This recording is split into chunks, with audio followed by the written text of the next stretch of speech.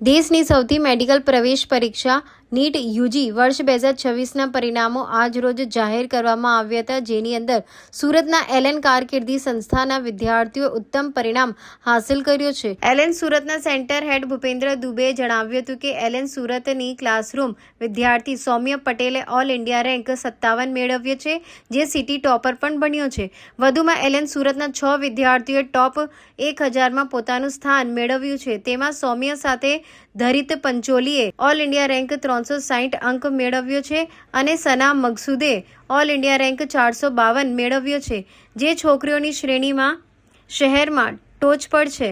દરમિયાન Aditi Sojitra all India rank 638, કુશ નાયક all India rank 760 અને Mihir મેનને all India rank 977 નોંધપાત્ર રેન્ક પ્રાપ્ત કર્યો છે. મારું નામ સૌમ્ય પટેલ છે.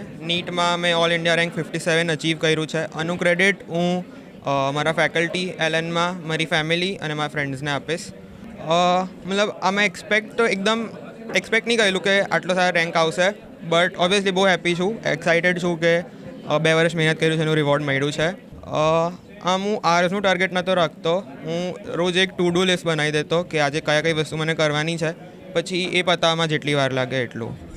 હું પણ થોડું તો યુઝ કરતો, બટ આઈ વુડ સે જેટલું મિનિમાઇઝ થાય એટલું ઓછું, બિકોઝ એ ધીરે ધીરે તમને ડિમોટિવેટ કરે. અગર તમે જોવો કે બીજા લોકો અધર એસ્પેક્ટ્સ ઓફ લાઈફમાં તમારાથી સારું કરે છે તો થોડું એવું થાય, થોડું નેગેટિવિટી જનરેટ થાય, બટ એટલે ટ્રાય કરવાનું કે ઓછું યુઝ થાય.